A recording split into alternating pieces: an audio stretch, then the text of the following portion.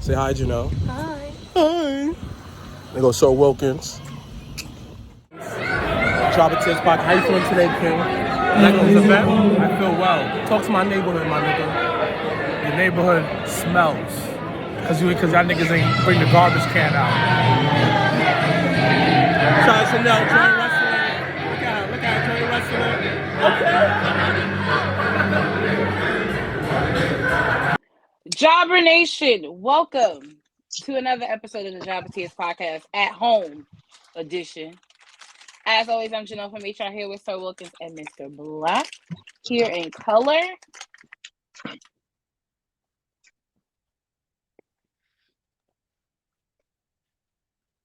We here, we live here. So now a little difficulties. She's a little muted right now, but we're gonna continue talking right now as Janelle figures her life out right now. Welcome to another episode of the Jobbertears podcast. My name is Sir Wilkins, and this is Mrblacc. And right now, Janelle from the HR had to disappear for a little bit, but right now we're talking to you here in the smooth voice of the chocolate black man named Sir Wilkins. Ooh la la la la. Ooh la la la la. Ooh la la la la. Hold on. Yeah, so ladies and gentlemen, we back. Everybody want to leave me right now. They want to talk to me right now, but it's okay. Don't listen to me right now. So first thing first, we want to talk about Cesaro not redoing his contract with WWE. Jeff Hardy saying that he is signed with AEW. Buddy Matthews is with AEW now. There's so much on the plate. First things first. Anybody seen that new Kanye West documentary? My nigga, it was amazing. It was amazing. Yo, shout out to Earl from Black Wrestling Alliance. No, Black Wrestling Podcast. I said Black Wrestling Alliance. I got confused with other black people from across the way, across the pond. Now, Earl's probably gonna be tight. He's probably gonna throw some mambo sauce at my head, like, yo, nigga, you dumb. I talk white way, call me the Black Wrestling Alliance. It is Black Wrestling. First of all. Shout out to Earl, man. Shout out to DC. DC was a little was lit. Niggas was out.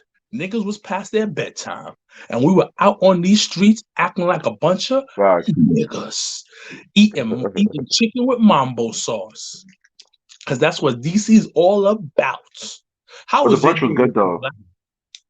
It was cool. Yeah, no tea and crumpets over here, nigga. You ever had crumpets? What the hell is crumpets? I don't know what crumpets are. What the hell is crumpets? Like, son, like, you see, listen, you've been in way more brunches than me, B. Like, you know all these terminologies. Like, you know what's a crumpet? Like, you don't have to pronounce that shit. Like, I think it's like a cookie or pastry. That people have with their tea. The Kanye doc was inspiring. It was mad inspiring. I get to see part 2. Like, after we done here, I'm gonna watch some part 2. I'm gonna watch part 2 after we're done here too. Because I feel I need to feel that my creative juice to start flowing. Go from my toes to my penis to my head. The things that we say are live. Flowing. What are you talking about? The Kanye doc. Welcome back, Janelle from the.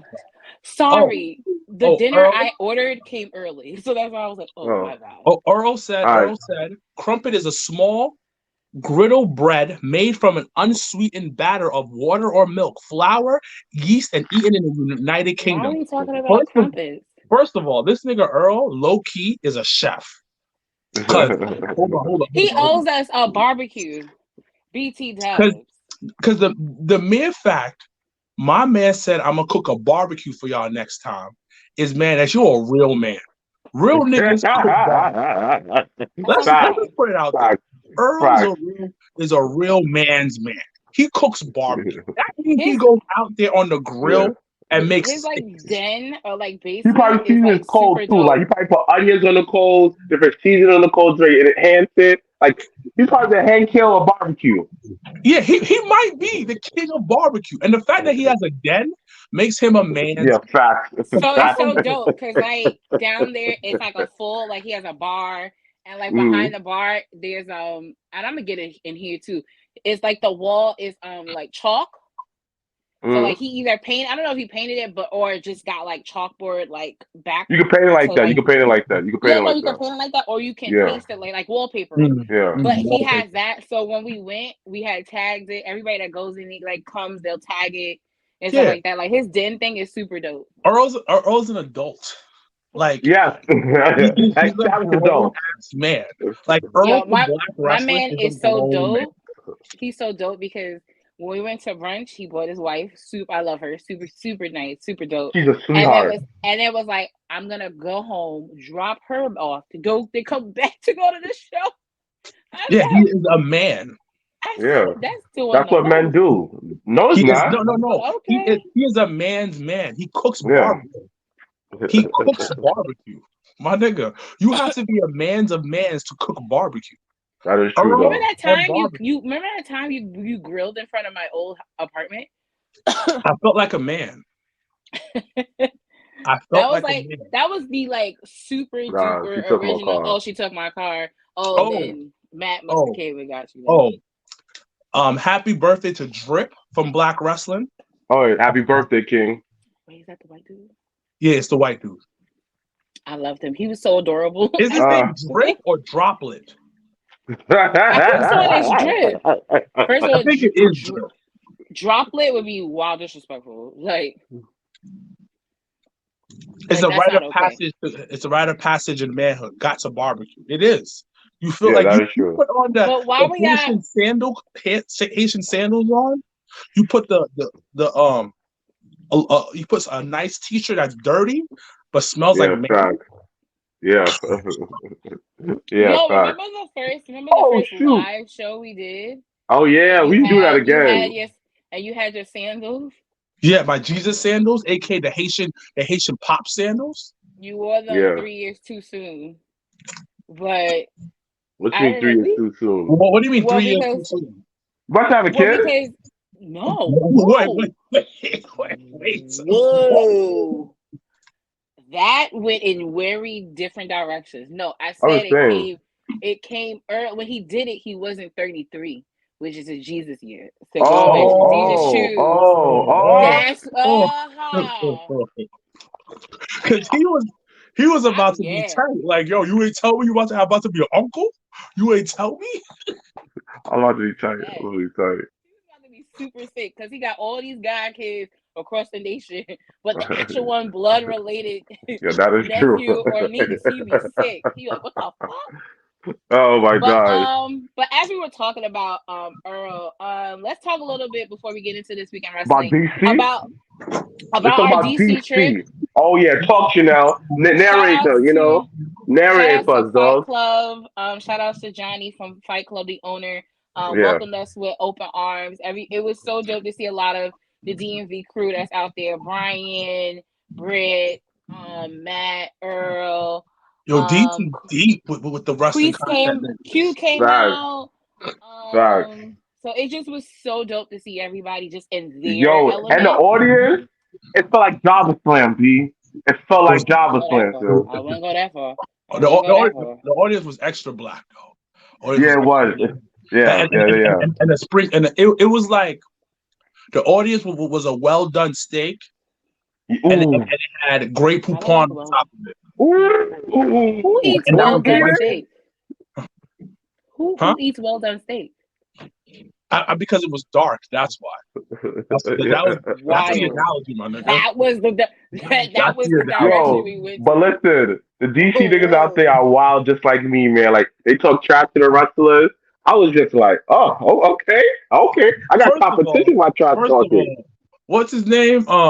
Math was mad disrespectful to a certain wrestler throughout the entire night, and I was like, nigga, what is wrong with you? Yo, he called him by government. That's how he is in his sleep. Yo, what was your favorite match? Definitely Willow and Grim. Hands down was a knocker. Willow? Like, I'm mad we didn't do it. Like, that's how great it was. Like, I was like, damn. Willow can't do that. I don't care what anyone says. Willow is the top free agent right now for women. because that one raised her stock. She's bubbly. She's TV ready. Everything that you want in a woman. Everything. Come on. Willow's No, money. Eddie honestly, Kingston mentioned her. honestly speaking, if you look at the landscape, I said this. So we did an episode with Faye. Faye was on our episode of Yeah, I remember. Unsanctioned, Yeah, right? And you were listening, and it was me. It was Faye, Ooh, my Alex, head and I. hurts. We were talking about women who are like in the independent scene, right? And That's next up, or the consensus is Willow should be on TV already. Yeah. Like it's one of those, like, she is the complete package Yeah. of a wrestler right now. Like, look, she's respectfully, she's absolutely gorgeous. Gorgeous. She can move in the ring. She's athletic, and she can play she can be a big time babyface in any promotion she goes to. She does, yeah. Like Willow should be signed by now. She's that chick, B. She is that chick 100 on 100 grand. Shout out to Creator Pro for out here getting people right. When you guys coming back to DC? Yeah, you because I gotta talk about one thing, and I was annoyed about Dynamite, and I was annoyed and loved at the same time. But we'll talk about when we get to Dynamite. I have a we gonna wait. What's up? Go ahead. But in terms Willow's of DC, my cocoa butter curly boo. That's hilarious. That's a great line. It's a great line. Yeah, I'm gonna say it to a girl though. I'm robot busting mad close. A cocoa color curly. Ooh, my curly queen. Ooh, my cocoa butter queen. Ooh, I got bars, man. That's for my pro black booze out there. Shout out to my cocoa butter queens, my Goya queens, my regular queens, and my mayo color queens. What's wrong with you? What's wrong with you? Don't play with me. Don't play with me. I guess. But no vanilla queens out there. No. DC. Don't play with me. Don't play with me. Do not play with me, son. Oh, so actually, you got a white sweater on. Wow. You know what's crazy though? It got extra flashy. Oh, and guess what? I want a black sweater, right? He just likes wearing white, like t-shirts and stuff. Like that's just him. So that ain't got nothing to do with that. But I just find it be wild. Like you wear white in the wintertime. You brave, my nigga. He wears white all year long if he really wanted to. Yeah, it looks good on my skin. It does. Like it colors, does. Like it does. Yellow. Ooh, that yellow. Ooh. Like just bright colors look better on us because of our skin complexion. Of course. Yeah. Watch to the summertime. I'll be some exclusive colors. I mean, go, woo, Mrblacc, you be wild, looking colors. You be just like that. Super side note, did y'all watch Peacemaker yet? No. Okay, no. I can't talk about it, but all right. I will wait until you guys. The thing is, it's all the episodes. I gotta take. We have to watch wrestling every day of the week. First of all, I have to watch YouTube. I have to watch YouTube videos of learn, continue getting better as a trainer. Then I have to watch something that I actually like, nigga. It's a lot. I gotta spend. That's why what we started to do is Monday, Tuesday, Wednesdays wrestling. But so Peacemaker would come on Thursdays, so we would watch it either Thursday morning or Friday morning before we go to work, and we'll watch Peacemaker. So that's why, we never watch it. Y'all beautiful. Y'all couple. We're obnoxious as fuck. Don't. No, y'all couple. I don't like that. Y'all couple. Yeah, dang, y'all functional and everything like that. I could barely get a girl to text me back. Actually, I could though, but they be thinking that I be wanting too much. And probably I want to settle down. I don't know. Text back is the question. No, I do, but I want to settle down. I want a family. I want kids. Wait, now we're at the I want to settle down mode. The nigga's old. Yeah. Well, bro, no, because I just look young. All right. Listen, niggas is gonna look 25 forever. That's just what it is. But 3 months ago, he definitely was on something I want to be a hoe out here in these streets. And we were just Nah, like, man, it gets lonely, He got son. okay. cold. He got cold. It was that week. It was cold outside, so he got old. It's like, damn, it's mad cold in here. I need a That is body true. in my bed to warm That it. is true. But it That goes is back true, to though. so like I'm stuck on, since we're talking about shows a little bit. I'm stuck on Married at First Sight. Mm-hmm. That's obnoxious. And yo, it is, but it's so good. It's such good TV though. Because like Mm-hmm. essentially it's like arranged marriage, but you definitely don't even know the person until you walk down the altar type shit. Mm-hmm. And it's the same like Love is Blind, the second season came back. Mm-hmm. And I'm excited. Like, it's just so many like dating shows. I'm actually gonna give, after talking to my owner, to my boss, I'm gonna give that swindler shit a shot. I'm not as angry Tinder anymore. swindler. Yeah, I'm not as Okay. angry anymore after talking to him, to my boss. So I'm just like, all right, I'm gonna watch You were it. angry? Why were That you shit angry for? pisses me because that shit is crazy. I could never, like, if Mikey, and y'all know I love him to death.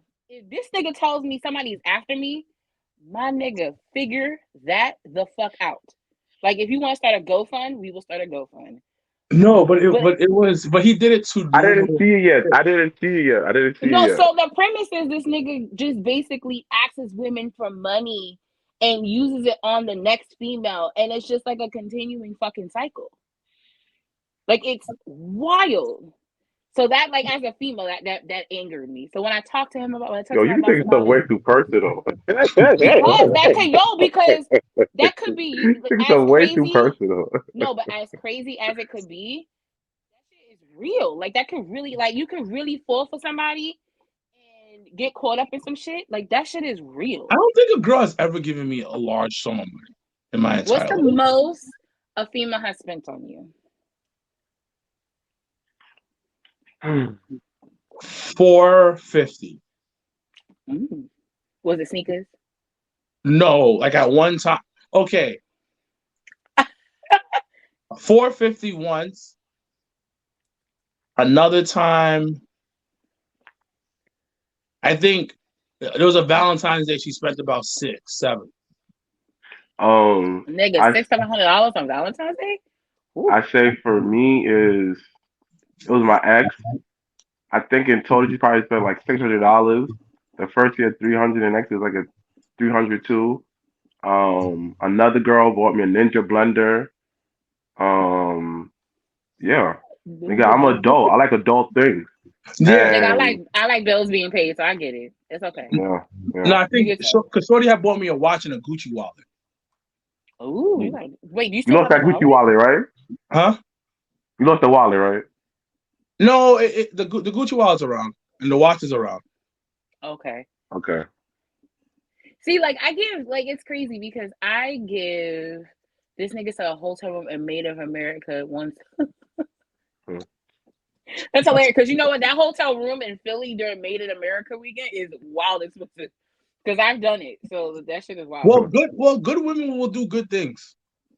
That's a fact. Like, I do personal gifts. So, like, the gift, like, his gift finally came this week from Valentine's Day, mind you, which was like What a was the week gift? ago. It basically was, well, actually, I can show y'all because it's right here next to me because it's in his little bin. Because he actually at Live House recording. Actually, him and Live got it by default. But I ended up getting them jerseys. Oh, that's cute. That's really dope. That's cute. From that page, right? No, I forgot what I got it from. It's from the place where, you know, the pandemic started type shit. So Okay. I don't know. But that's what he had got. So, but it wasn't a lot. Like, I'm smart when I purchase things. Yeah. So it wasn't crazy. Yeah. Like, I ended up getting both of them for like $120. Mm-hmm. It's not bad. Like, I would use it for us because I definitely want jerseys for Jobber team too. Maybe not baseball jerseys, but jerseys nevertheless. But okay, enough about us. Let's talk about some wrestling. So where do we begin? We are Let's wrestling. talk about. We are always wrestling. Let's talk a little bit about Saudi. Oh shoot! Right. Saudi. Yeah, I had to think about it too. I was like, what happened this week? So Saudi was this past Saturday afternoon, evening, wherever you are in the world. What were some highs and lows? Because I think it's crazy because I think they're starting to get the hang of how to really put a well-produced pay-per-view out there. The last, I feel like 3 have been like top-notch. Like those No, beginning ones were rough. it's first of all, it's canon now, so it's part of the WWE universe. That's number one. Number two, to the best, my high for that pay-per-view has to be the women's title, the women's match. It was top tier across the board. The pageantry was phenomenal. I thoroughly enjoyed it. I was mad that Goldberg lost. Why? What the fuck? I wanted Goldberg to win to piss off everybody. This is not the time to do that. No. I ain't gonna front. I would have laughed. Yo, no, when he speared him the second time, I got nervous. I was like, I really wanted him to win. I was actually legit semi-tight. I was like, yo, this would be great if he was the one just to stop Roman Reigns' 500-plus day reign. Bruh. Yo, I would have been so upset. Poetic. It was the best thing. Poetic. It will be very poetic. Yes, it would have been the greatest thing in the world. Yo, the whole world would have melted. Like, he was like, I hate this. I'm canceling this. Next day, they watch the WWE. Or everybody go tune into WWE's SmackDown. I guarantee everybody will go tune in. If it happened, it probably do like a 3.0. Guaranteed. Yes. Goldberg Think winning. about it. If Goldberg had won, SmackDown would have a 3.0. And the YouTube can't get me on that. And a YouTube replay would have hit over 1 million. I would have done like 10. 10. Easy, son. Yo, son. Easy. Think about it. Everyone would talk about it. Everyone would complain about it. I would have wanted him to win, and then Roman wins it again on SmackDown the week after. Yeah. Yes. It's the piss of everybody. Why would you do that? Why would you do that? Oh, my God. That's super booking. But it would make so much money in the long run. It would have been so good. So good. It would have been so good. Anyway, what else? Everybody would have benefited the podcast world. Everyone would have benefited from it. So people don't think the long term, son. That's why I love when fucked up shit happen in wrestling. That's not even long term. Anything with William Goldberg is short term. There's nothing long term with that. Listen, when stupidness happen in WWE, everybody capitalize it. Everyone eats, B. If my brother makes a rant, we do a cool 5,000. Cool. It's a great thing. I think it's phenomenal. But another thing, Sada was just cool overall. I thought it was a good pay-per-view. I'm mad that Bobby got injured. Yeah. Well, what we didn't know and what we ended up finding out was Bobby was already wrestling injured due from Rumble. Mm-hmm. So he's going to be out the next 4 months. So he's totally out of the Mania picture. But in all honesty, I'm totally game with him winning Money in the Bank. If that's the road they're going to go, let Bobby control his own fate and let him do what he wants to do. No, it's a great look. It's a great look for Bobby if he wins Money in the Bank. Especially in Vegas, in the stadium. Like, that's a pop beyond a pop. Big money. They got this new I don't know. That's not a travel package, but they got this new package thing that they partnered with just recently for stadiums. And the stadium package for Money in the Bank is not that bad. So, quick question: did you see that new Bob's Bob's furniture commercial with Bobby in it? I fucking marked out. It's been playing for weeks. It's fire. I got some of the Bobs. I thought I was tripping. All the Bobs. Me too. I thought I was tripping. I was like, I fell asleep. I fell asleep, right? I was high. I fell asleep. I was just like, man, I dreamt that. I saw it again. I was like, oh, no, man, and then you see it again to confirm, and you're like, oh shit, it's Bobby Lashley. Why is this random ass Bob furniture? Oh god, nah, that shit was fire. So I was all for Bobby getting exposure. Shout out to Bianca Belair for being part of Fenty. Listen, I just need Rihanna after post baby to just do another pop up in New York or create a fucking store here. So we can get. I don't have to order that shit online because that shit is the worst online. But no, I think doing different endorsements and different like being in different positions helps build the brand. You know what I mean? Oh, Like 100%. It does. for like you doing the Spotify thing, Yarly Future manager, referee, whatever he wants to do in wrestling. You know, Nobody's a kill. all those things add to the brand. So I think her being a representative of Fenty, it speaks volumes. As much as and y'all know I don't really care for Lita like that.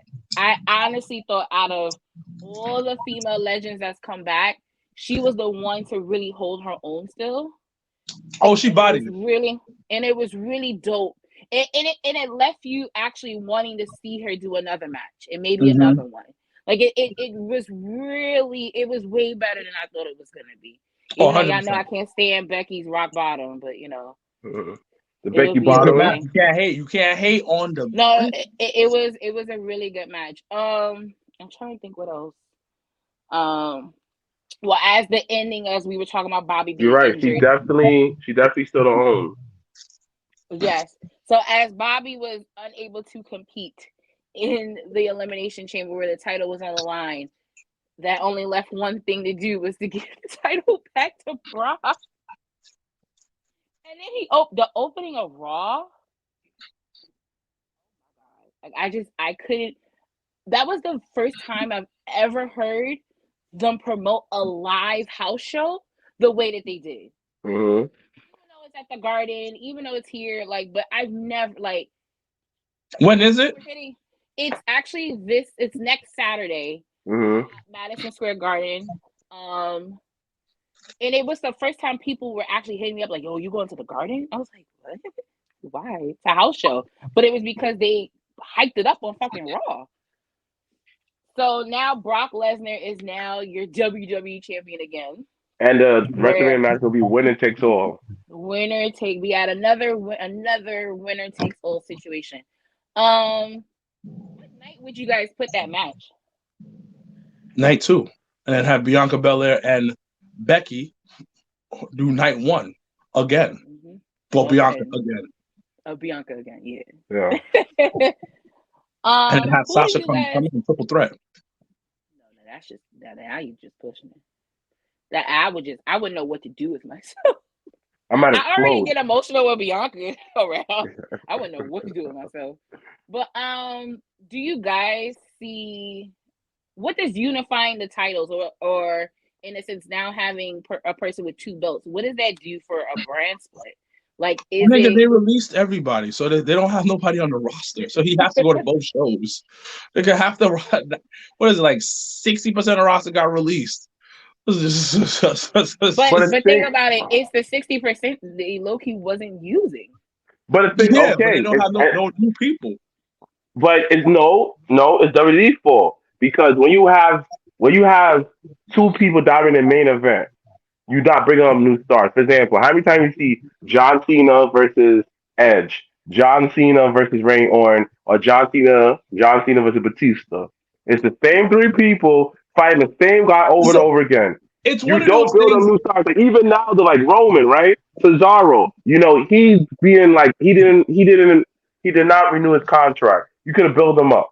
Come on, like Miz. That could have been a great feud for him and the Miz. Like, come on, you're not using people properly. You want the Miz to go to verbally murder him?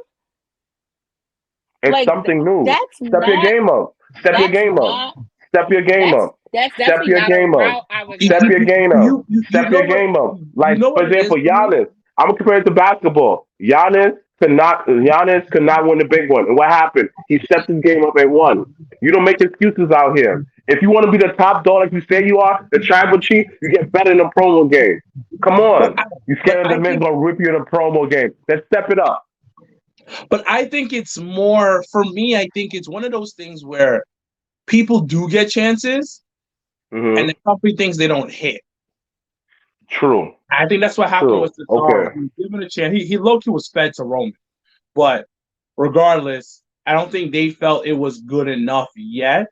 And a lot of times, the guys that you always see that are consistently up there, it's because they're dependable. John Cena. You can say whatever you want about John Cena. Johnny Casino had an almost near career-ending injury. Came back in like 6 weeks. Well, it was the gas he was sipping on that day. But anyway, it's also he's dependable. Like for instance, the WrestleMania that Daniel Bryan won, right? What was that, 30? Yeah, he wasn't supposed to be in it.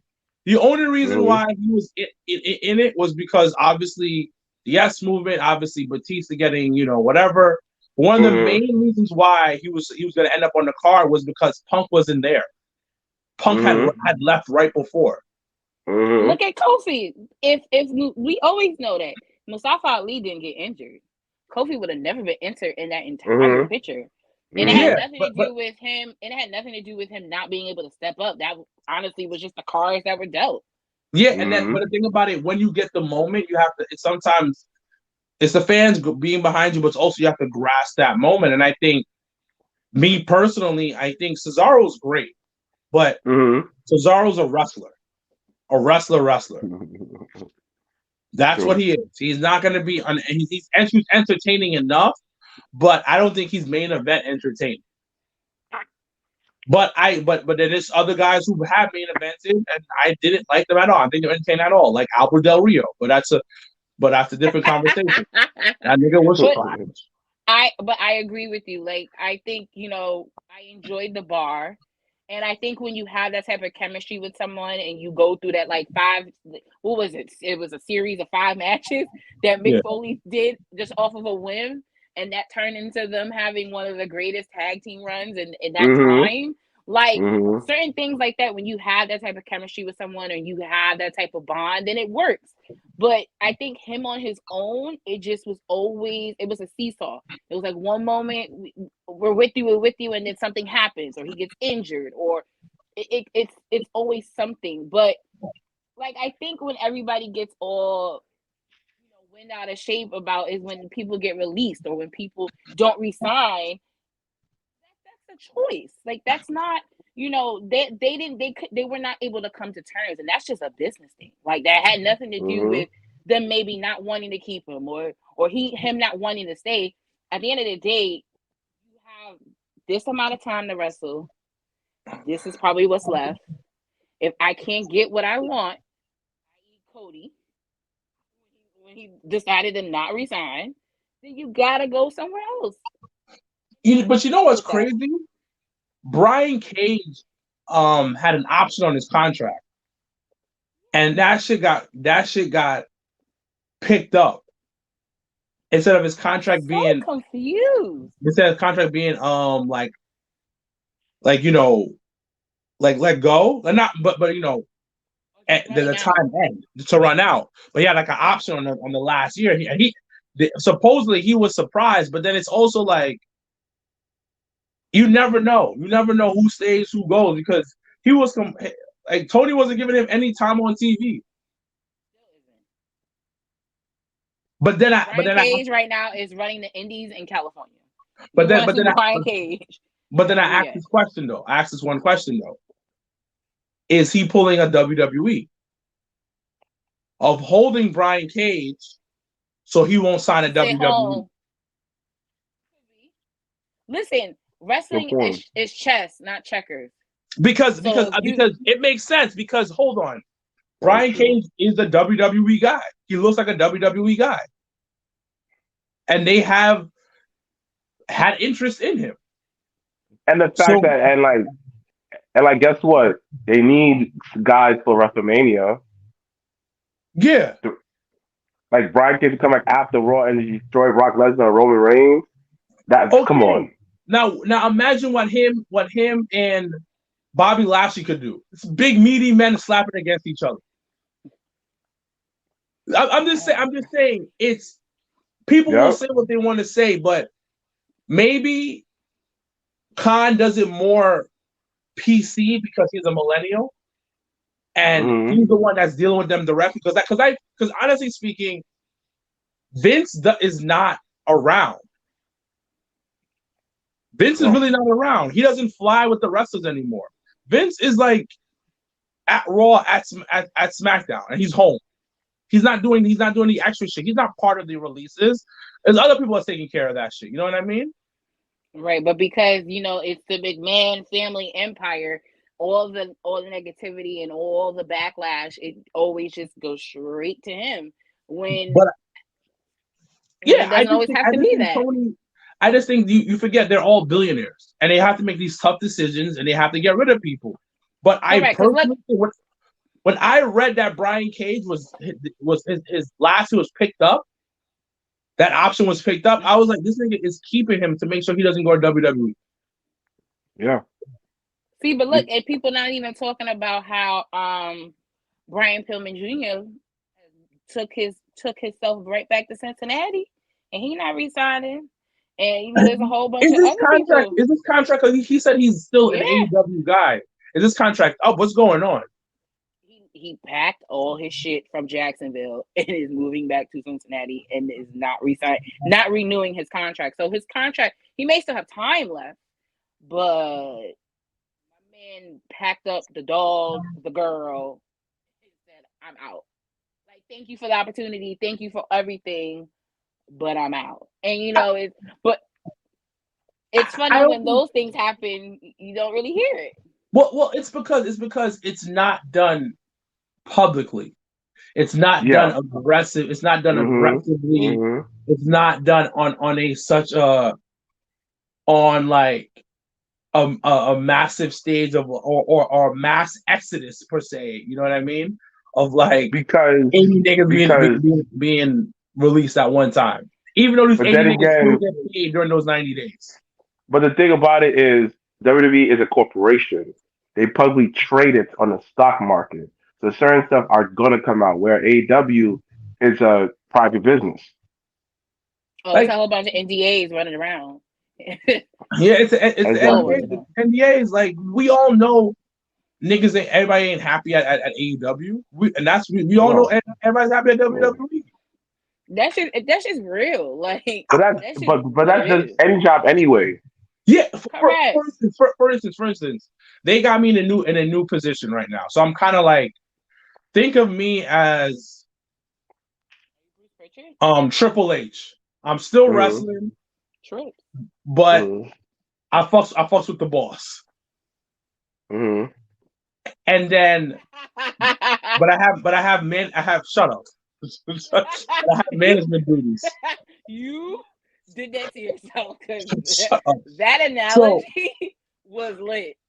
So you see both sides, but then sometimes you're like, what are you complaining for if y'all niggas is making money? The whole squad is making money, but y'all complaining. Well, I think that's just human nature. We always find something to complain about. Like, I never understood why people complain if the checks is being cashed. Well, because they're the ones that are insecure within themselves about certain things, and they don't feel like they're the reason why. So now, because the spotlight isn't on them, even though they're benefiting it, they don't like that shit. That's just, that's narcissism at its finest. So that's just, spoiler alert, that's what that is. But all right, we talked about Saudi. What else? Is my hat, what the hell? Well, if you want to go, well, I'm gonna talk about this. I'm gonna talk about Dynamite. Dynamite was okay. I thought last week was better. For me personally, I thought last week was better. Talk about Dynamite. I enjoy Dynamite. MJF cut a really good promo, but at the same time, I was like, my nigga, you're making me feel sorry for you. But the thing about it, MJF, he plays the long game. He psychologically does this. Yeah, because it's the villain, like it's the villain story. It's like in Dark Knight. Exactly. When there's a snake. I forgot what scene it is, but think of like Joker telling like his life story or telling like his struggles and how he relates to other people that's around him, that's a part of his crew, and that's why they're the way they are. You sympathize, but then you still know this is the bad nigga. Or the movie The Joker, like you sympathize with him, but yet he's still a bad guy. The thing about MJ's character is this way. But the thing about MJ's character is this. He is a millennium. When you deal with these kids at that age, they know how to get sympathy because they grew up having feelings, unlike us. So they know how to make Yo, you feel millennial sorry for too. What are them. you talking about? I said these young millennials, listen, pay attention to words. So Listen, you old listen, King. Oh, These younger millennials. millennials? You want to finish my sentence, God? Go ahead, God. Finish it. I will finish it, God, because like I was saying, nigga, you are not old. First of all, I wasn't going to say that. Finish my sentence, God. Go ahead. Go ahead, Jesus. Did you know? Did you know? Go ahead. I like being called a God because we are a 5%ers. So thank you for calling me God. Like I said wow. before, like I said before, he knows how to use emotions. He knows how to use it. He knows how to get you feel sorry for him. So now when Punk's about to hit him, he hesitate and then, come on, dog. Yeah, yo, y'all ain't that Yo, Nah, niggas. Don't but be you know, nah. knowing, B. actually, you know what? I could have did without Punk coming out. That part I didn't really need because Oh my god, they just nitpicking me. Yo, y'all the nitpick wrestling too much. Yeah. That's my the point nigga, of this that's what podcast. the fuck of the podcast is about. I don't understand. Hey, What are you talking because about? because you have to understand, Punk is breaking the fourth wall. He said, "Is this real, dogs? Is this storyline? Is this true? Come on, he has to just a song to it. That's a song like But it's not like I don't understand why. I'm just saying for call him me Punk Bay. You see how I did there? that that it wasn't a necessity to get what he wanted to say across. That's all I'm saying. Oh yeah, I'm not yeah. I agree with you saying though. I I'm agree. not I agree. saying I'm not saying that him It's a coming out was the worst podcast. thing ever. No, but the What thing I'm about it, saying I didn't was want to feel it sorry wasn't for him at necessary. all. Y'all Shout out give to me the Wrestling Bills, Classic. huh? Shout out to Wrestling Classic. Yeah, Oh yeah. If you want to see the episode of Wrestling Classic, it'll be in the description below. Cheap plug, in But words of HR. yeah. But like I oh said God. before, I didn't want to hear that. Also, y'all gonna be mad at me about this Of course. Go ahead. I'm not. one. I don't need Buddy Matthews.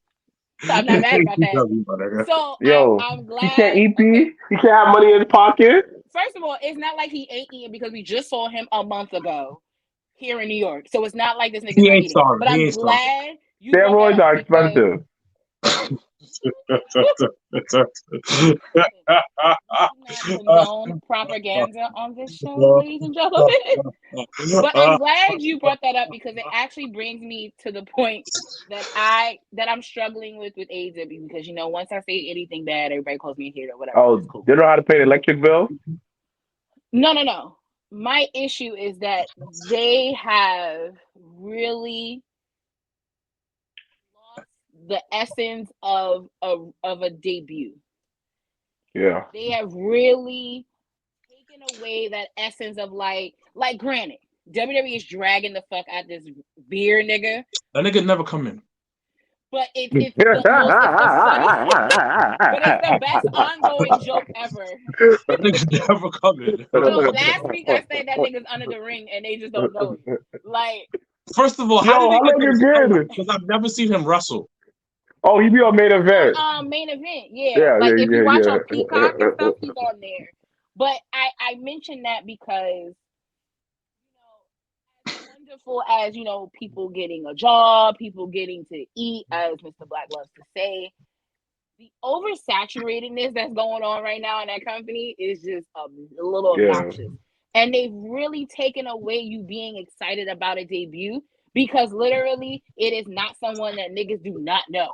Like it's not even like on it's no video package. There's no like presentation to it. All you Yeah. get is a fucking blackout and somebody appears. And We it's say like, this 1,001 times, It's an indie show. but it's not even just the fact that at that point that's an excuse because if you're putting on a national TV weekly show, and Yes. if every week somebody new's debuting, it gets old. It gets stale. You're just like, oh, another one and another one. You're fucking DJ Khaled at this point. But this is my question though. And shout out to Jeffrey because me and him were talking about it online. Jeffrey who? Jeffrey.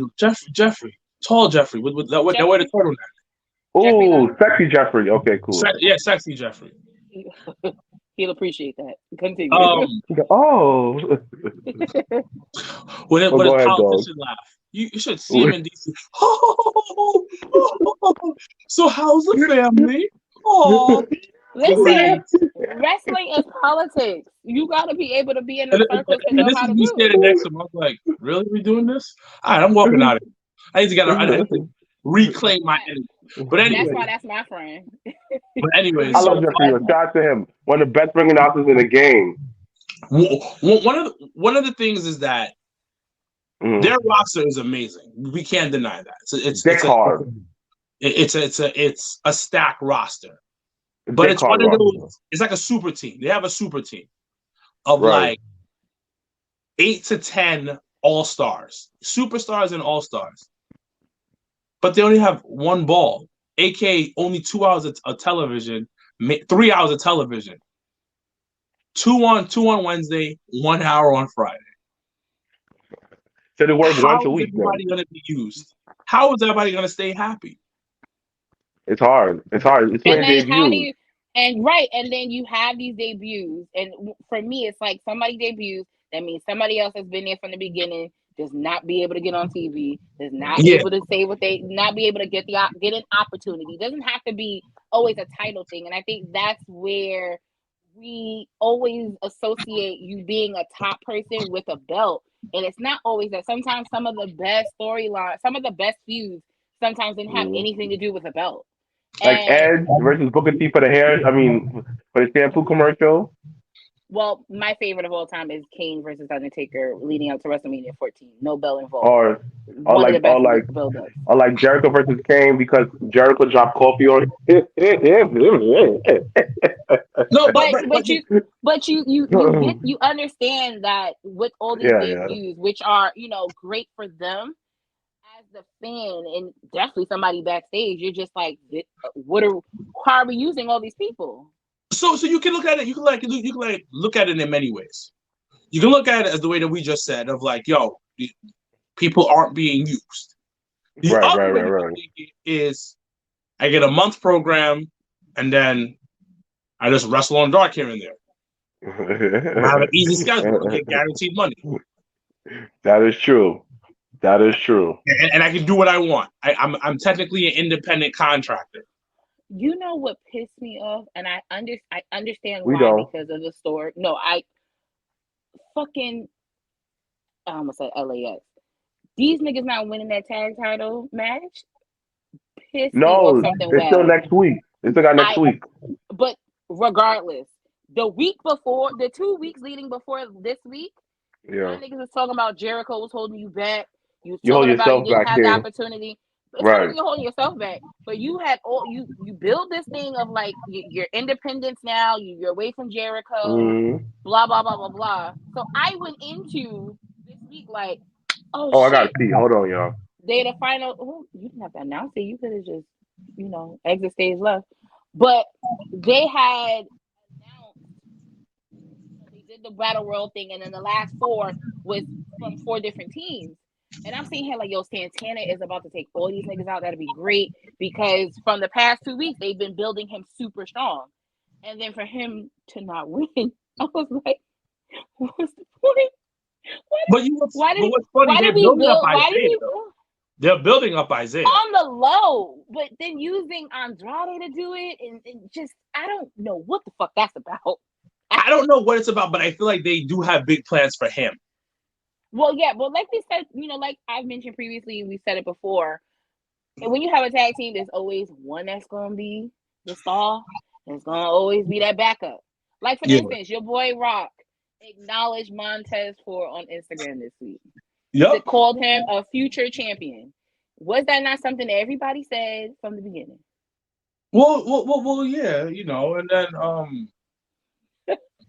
Headband is going to chill out, live his life, My job. He's more than Headband. He's gotten a lot better from his NXT days. Don't do that. Of course, no. But we all gotta.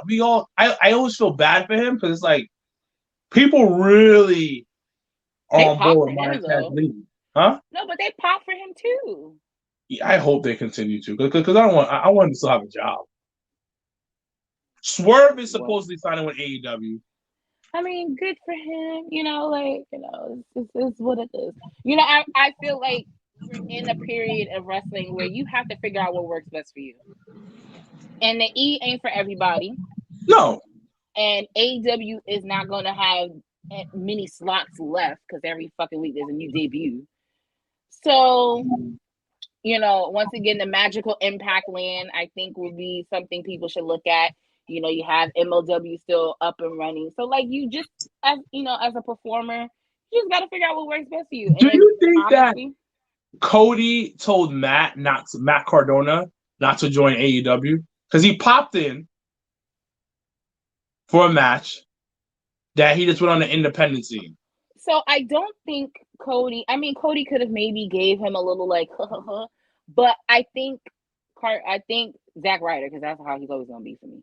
I think for him, he realized, I think he might have had more creative ownership in things going somewhere else. Like being able to go to Impact, being able to be now NWA World Champion. Like, I think creatively, if Cody gave him the then that was that. But I don't think he told him not to go.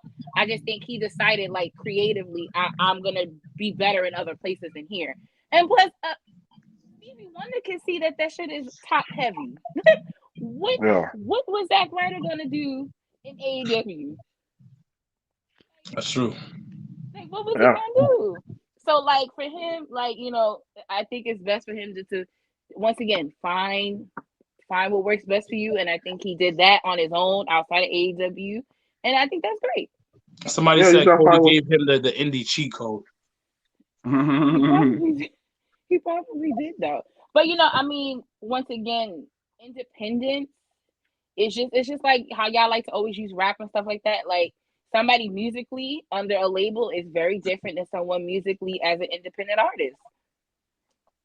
So it's true. That's that. Did you guys see NXT 2.0? Even though I know not everybody likes it, but I thoroughly enjoyed it. Nikkita Lyons. Everybody just hype off of the white girl that got an ass, but it's okay. But I like the fact that she takes her craft serious. So that.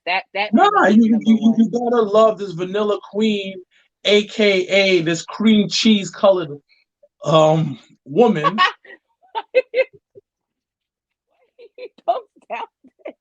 She's out here trying to make it in the world. But I don't know if she's going for the Mortal Kombat look or like Tomb Raider. I don't know. It's like either between Tomb Raider and Mortal Kombat. She can't really rap. I don't really like her voice, by the way. I don't like her music, so she's cut that out. I don't know what she's doing, but okay. Yeah, that ain't it, sis. Like, as much as you may want. How you feel about Jade Cardell losing her championship? Wait, what? Yo, she Aubrey saved the match. She was like 1, 2. Oh, it was the quickest low key 3 count, but you didn't see it. I know. She was like 1, 2. She went, and Jay was like, "Oh, he kicked." I was just like, "Did I just see that?"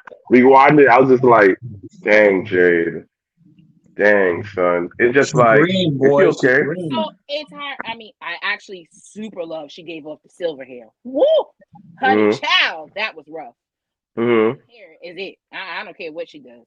But they kind of, once again, low-key put themselves in a box. Because remember back when we were talking about the women's tag team titles in WWE?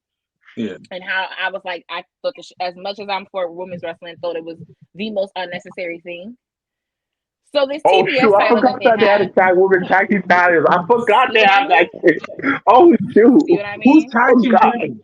Selena Vega and Carmella. Yeah. Oh yeah. But see, so great example. But what I mean by they put themselves in that box because they don't really have, like, as heavy as a roster they don't have a lot of females, and they don't have a lot of females, let alone for fucking Britt Baker. So Tay Conti coming out being like, "I'm next, and I'll see you at Revolution." I'm saying, like, are we really just not gonna build something for her? Well, they just keep throwing people at her. But we know that Tony Khan doesn't like women in storylines. He just wants good enough. He just won matches. That's a fact.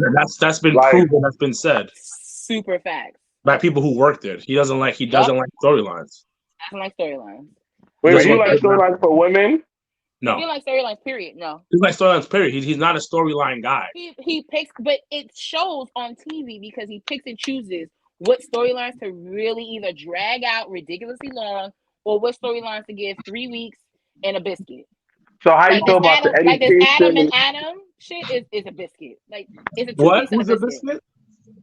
Adam Cole, the two Adams, it's a 2-piece and a biscuit. Yeah, that should be a bigger deal. And I think what they're doing right now. So this is my thing with Adam Cole. I mean, not Adam Page. The potential is there for him to be a mega superstar, right? Or a big superstar in AEW.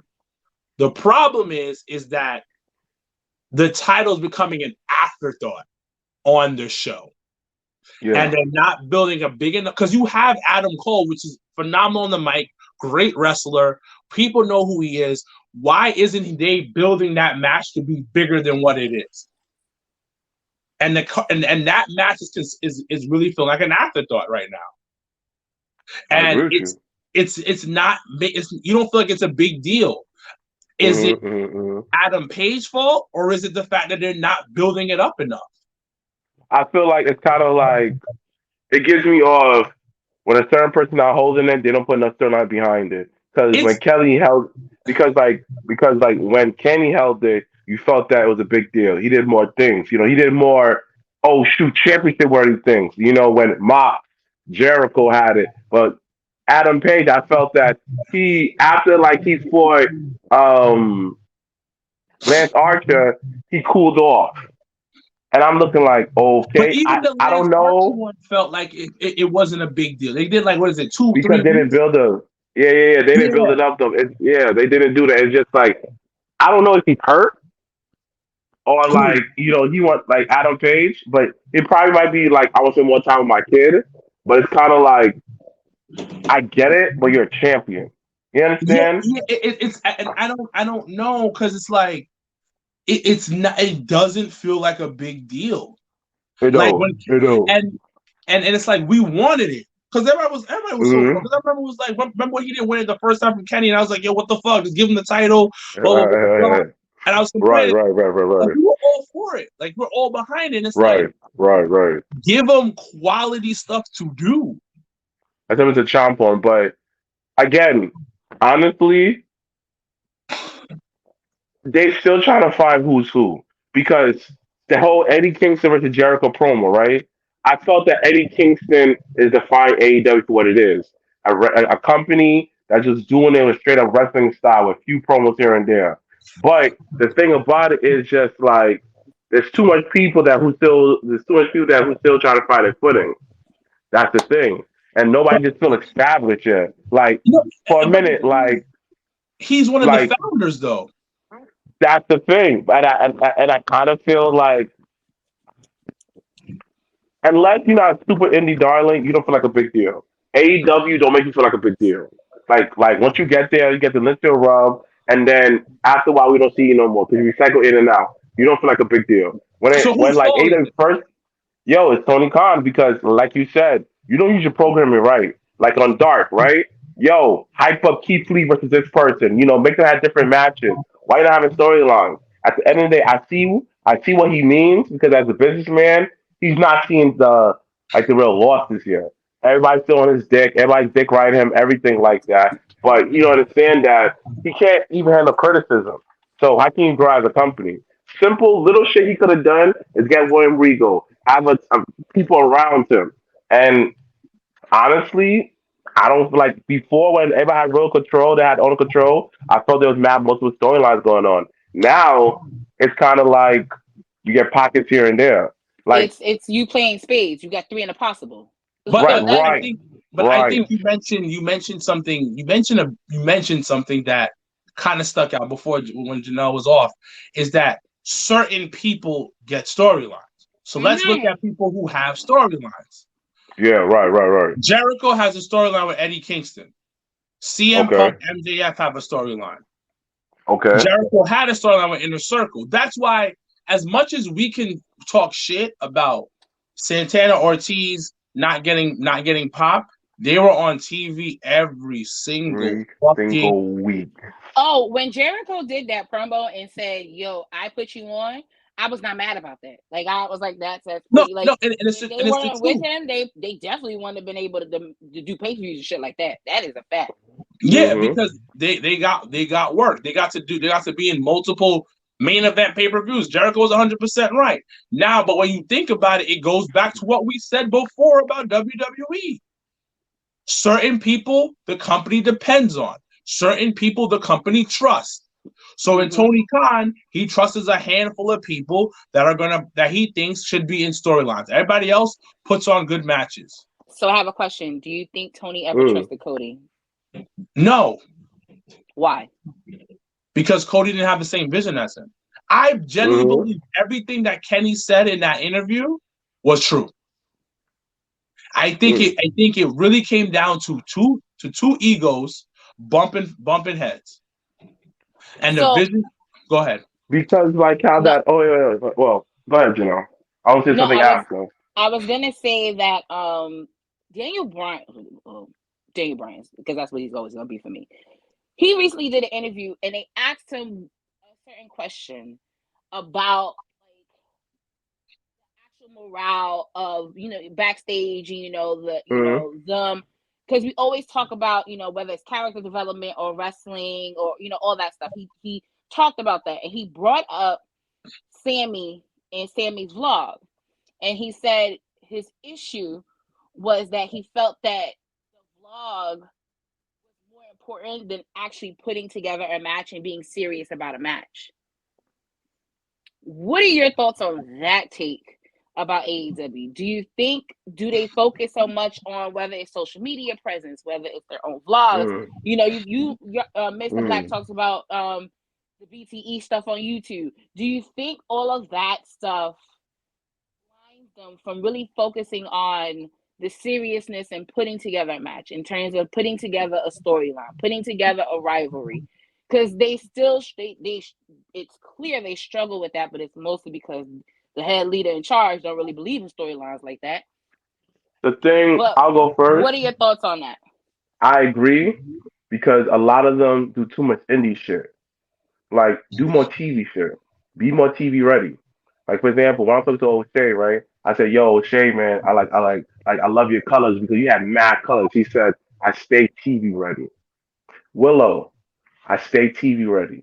You don't understand how certain people get more exposure than other people. Willow has a fucking lighter that she sold me and some stickers, boy. Like, come on, like something so simple for the smokers. She did little stuff like that. Yeah, I was thinking on too much on a micro level because to them is I'm on TV, people follow me on my little blog thing, cool. But they don't want to get to the next level. They want to be stuck because they think it's small minded. This is why Jericho. This is why Jericho still have to do certain things. Eddie Kingston thinking the bigger picture. Why do you think Eddie Kingston going toe to toe with these niggas on TV and Sammy's not? Think about it. Eddie Kingston suck up every moment that he has. Why do you think that Daniel Bryan suck up every moment of Kenny's? Talk about Kenny though. Kenny was on social media, but yeah, he did stuff that you will see on television because he sees the bigger picture. And I think that they focus too much on the social media thing. Like, yo, they have these ill promos every week coming out to show you what's gonna happen next. Why can't you take a nice like TV ad out just to advertise that? Come on, dog. What are you doing? Or just something before that? Understand? Like, take out 8 minutes and say, yo, this is gonna hype it up. With that 8 minutes, you could have this person. Like you do, make it feel like a big deal, a big fight feel. But no, niggas do too much internet shit because that's what the audience is, and this is why that they will never grow because you need to evolve past your audience. You need to make your audience feel like they tell you that you sold out. No, I level up. I cannot relate to y'all because when I'm going, people see the bigger picture. That's it. I think it's like I always say, nigga. It's both sides, AEW and WWE, are two different sides of the spectrum. Too much freedom, not enough freedom. And when it comes to AEW, to answer your question, what DB said, it's he's telling the truth because a lot of times you got to focus on your craft and getting better at your craft. Because at the end of the day, the vlog is great, but where does the vlog come from? The vlog comes from your craft, how good you are at what you do.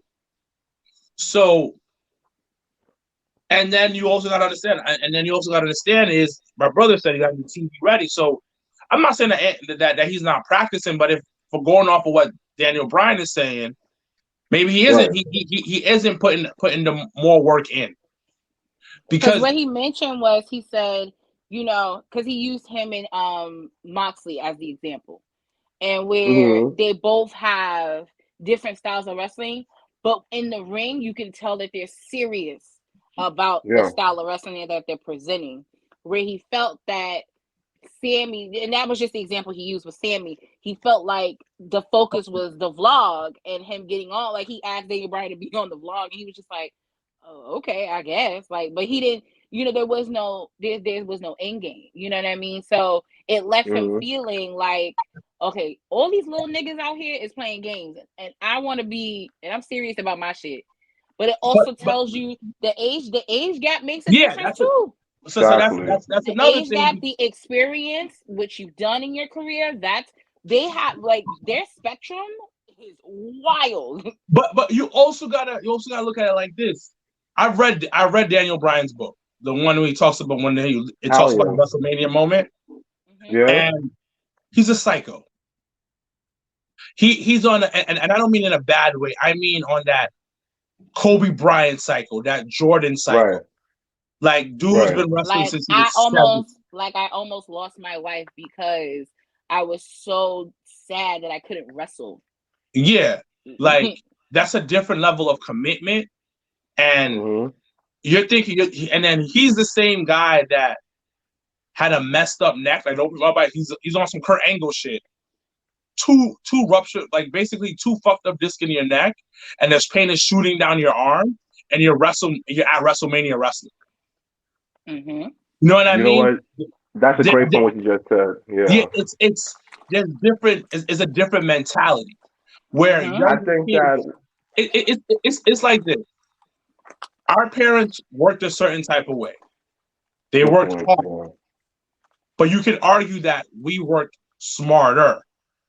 I'll just like to say, I point out to the point, like, look at it from a sense of, like, Sammy probably does work hard, but he probably don't see it. Like, him chilling out doing a vlog, he probably do it for this whole day, and the next day, where's Sammy? Sammy's working on his craft. You know what I'm saying? Sammy is watching wrestling matches, so he probably does it differently than Brian. Good point. It can even be this. It can be like, yo, I know my wrestling career is not gonna be 20 plus years. Yeah. I don't want to just wrestle. I want to improve my blog to make passive income. Yeah. In some type of form. But at the same time, because Daniel Bryan don't capitalize on things. You're right. Good point. But at the same, because Daniel Bryan even said in his book, he was like, he didn't even know about selling T-shirts till later on in his career, after he got released from WWE. Yeah. Yeah. Like, he wasn't a big T-shirt guy. But to go back to the question, it's like, I think DB is right, because once again, your craft will lead to other great shit. So you gotta take it seriously. You wanted people to be fucking scared, because at the end of the day, say what you want to say about Cody, but Cody and his ladder match with Sammy was amazing. But Sammy's not always gonna have a Cody in the ring with him. All Sammy's not always gonna have those guys in the ring with him. That is true, though. Yeah, because he's not going to always have those guys in the ring. And he's in Rikers right now. He's going to have to be the Cody in the ring. But that's him getting more serious about what he does. Because at the end of the day, your vlog will always be there. You have the popularity. Right. But your popularity will grow when you become a better wrestler. The thing also about it is, one thing I've noticed is everybody, I know the NDC too, that everybody wants the instant gratification. We're in the instant gratification era of wrestling, and the crazy thing about it is, I was just thinking about when I was leaving. I was walking to work, whatever. I was coming back. I was thinking that, dang son, I don't remember a lot of these matches from the modern day, but I remember matches that had big moment feels. Like I remember the John Moxley match. You know what I'm saying? I remember Roman versus Jey Uso. I remember because it had a story element to it. I remember Saeed versus that dude from the Ugly Ducklings. I remember Big Four versus Tasha Steele. You know what I'm saying? I remember Yaya versus O'Shea. Other matches have spots. It's cool though, but like he comes Jericho want the instant gratification. He want that holy shit, you know. But not everybody want to earn the fight forever. That's not given to everybody. When you get the fight forever chant, that means that you put in that storyline, my nigga. Well, that, and you also have an idea of your ring psychology, because everybody, and I think that's the one thing I've noticed in wrestling is everybody's ring psychology is very different. So how you think a certain move may go and how that story is going to be told could be very different from your opponent.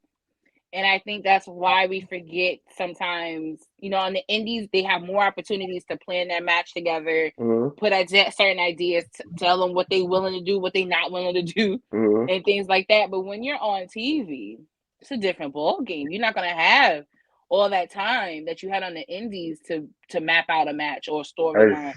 So I think you do though. But it doesn't. But it's for some reason there's a disconnect. You gotta make the best of your moments. Like for example, Ricky Starks versus number 10, right? That was a short match, but it was memorable how Ricky Starks reversed that, got the best of him. You understand? Because it was kind of like he got his match. Oh my gosh! And Ricky backed up, speared him. You remember that moment? Like, oh, I remember that time my son Ricky Starks, took the mask off. Yeah, memorable moments. But that's what it is though. Like. You'll have a moment in the match like you know you're about to wrestle so and so and next week on Dynamite, so you guys can talk about it. You guys can plan it out. It's the same thing. Oh, you guys. Okay, you guys I see what you mean. You guys can't do it. So it's once again, chemistry is chemistry. There's a point. That's just. So sometimes it doesn't hit. But I still believe either to practice. Yeah, but then again, like you said, you say about your craft, you got to do skill on your own.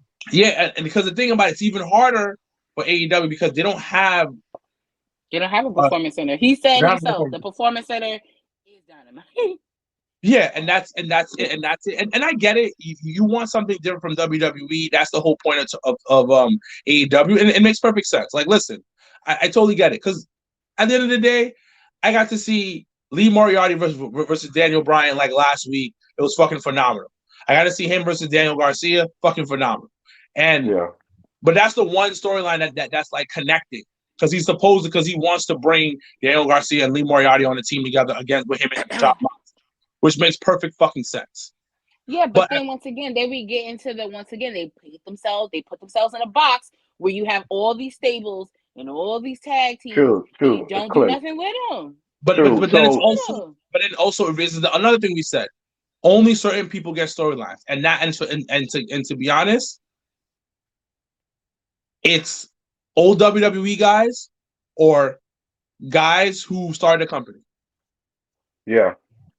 So let me ask you guys a question. That's literally what it is. How you feel about the Eddie Kingston versus Jericho promo? Because you gotta talk about that. How you guys feel about that? Well, I personally liked it because I always like realism. By the way, Chris Jericho was like, y'all niggas ain't calling me fat no more. I'm gonna lose this weight. Get the fuck out of my mouth. I literally told my I said, Chris Jericho fucking picks and chooses when he want to have a 6-pack and when he don't. And I don't understand. Like, this nigga needs to. I thought I was tripping. I was like, he lost mad weight. He lost mad weight. Like, is this nigga about to go back on tour? Like, and you're happy for him, but it's one of those situations where I enjoyed the promo. Eddie is Eddie. He's always going to put a good promo out. You can't get mad at him for it. Him calling him a jobber. That's how many niggas. If you don't know who Eddie Kingston is, you don't think he's a jobber. Let's keep it a buck. The only reason why I know who Eddie Kingston is was because I went to an Evolve show, and I think it was the Evolve show that Street Profits was at. And I saw him cut a promo in the back. I was like, nigga, who is this? Yeah, I knew of Eddie from the indie stuff. So yeah, so that's so when why he said with that, I was just like, well, he's not really lying. Yeah, because like if you don't see him, you see him as your old uncle who's Puerto Rican who be on the block sometimes. Yeah. Yo, but he pulled out his whole resume because it's to the point though, like just as me, if Eddie Kingston don't win this match, he has to win. What the fuck's gonna happen? He has to win. He has to win. Not for nothing, and like I said, losses are they're very special because someone that loses can still win in a certain way. But Eddie Kingston has fucking lost every fucking big match he's had. Like, I don't understand. What the fuck? Like, honestly, the pause. If he don't beat the pause, if he don't win Tim's, if he don't fucking beat Jericho into a bloody pole and walk away, it better be blood. Eddie Kingston is the Bray Wyatt of AEW. Ooh, talk to my nigga. I'm listening. I'm listening. You have to understand, and this is because whoever's booking it, whatever Tony is thinking. I think it's thinking it's very similar to what Vince thought about Bray, where you're so over. He's Teflon. You losing is not gonna hurt you because you're so charismatic, so creative. You can always bounce back. You won't. Yeah, you will never lose the crowd. That's the thing. So Eddie is literally the Bray Wyatt of AEW because of how talented he is on the mic. But then you get to a point where it's like, can my nigga at least win one? He has to be Jericho. Because Jericho don't need the W. Yo, Jericho don't need it. Against Moxley, I wasn't mad about it. I was like, you know, we're cool. When he's been cool, whatever. This shit, he has to win. Because Jericho don't need the W.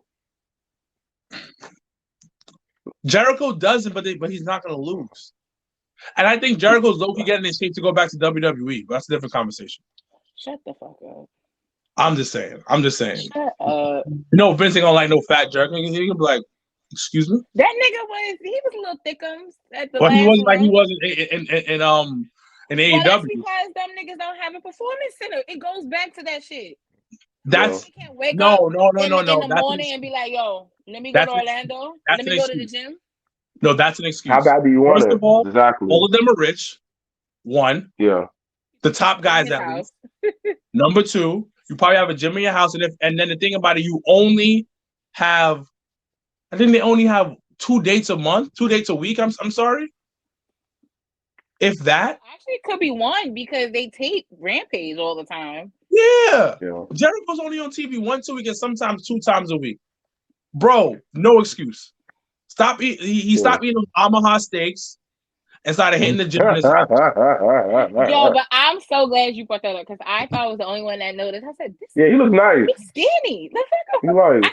I said, was he wearing a fat suit and we just didn't know it? Like, he's not James Harden, he's dog. Eating right and stop drinking champagne and fucking. And he forget it was pandemic too. Yo, it was pandemic too. No, that nigga was fat 3 weeks ago. Well, he probably did intermittent fasting. When they did that first promo with him and Santana and them, he had a belly. So this week when he came out and I didn't see no belly, I said, yeah, he probably did intermittent fasting and he stopped eating meat. That's it. You can lose that. The nigga cleaned up his diet and said, "I'm not being called fat no more." Listen, try intermittent fasting for 3 weeks and you work out. Do you have to do? You will be shredded. Trust me. Guaranteed. Yes. I'm telling niggas. Yes. Yo, whoever's listening and watching this, intermittent fasting. You try to lose the weight. I'm telling you, try intermittent fasting. That's all I'm gonna say. Who's saying my name? Real quick. Oh, my nigga Jonathan Go Paul.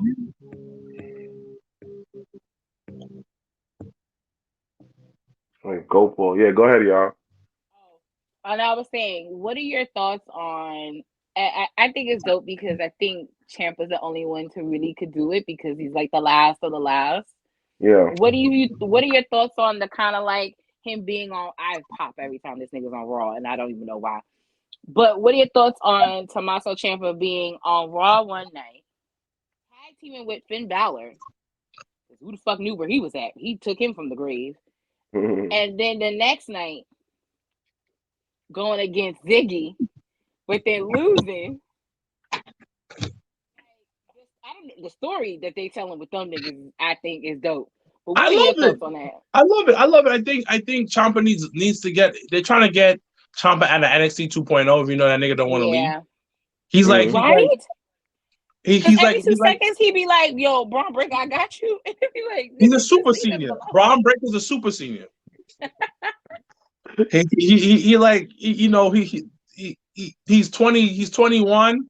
Got like maybe another year before they phase him out of the education. He has to get a GED. That man is a super senior that doesn't want to leave high school.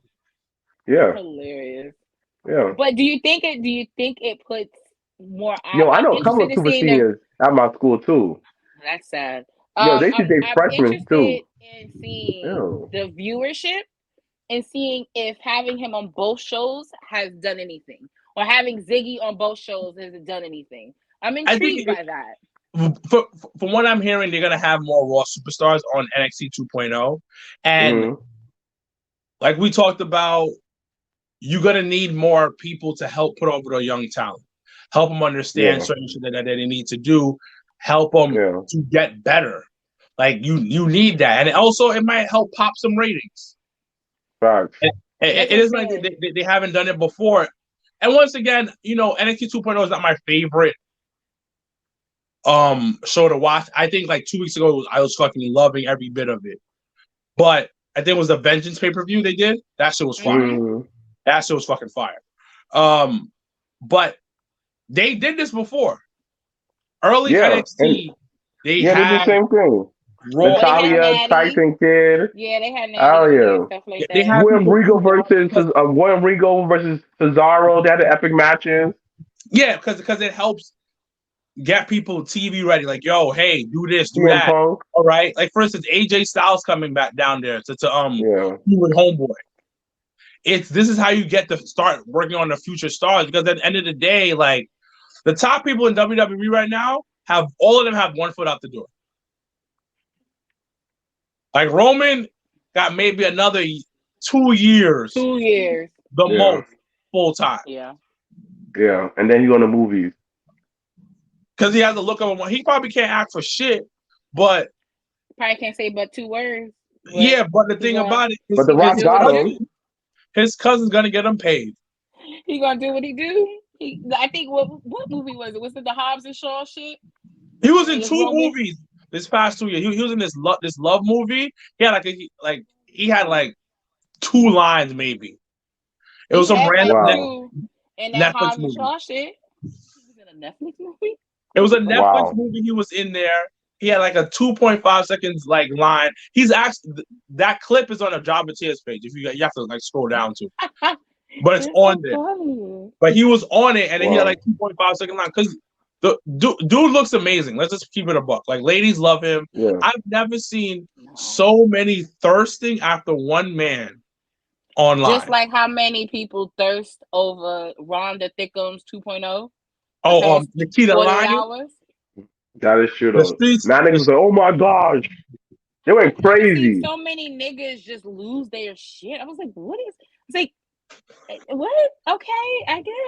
Cool. I mean, were y'all niggas watching WoW? Because she was on WoW.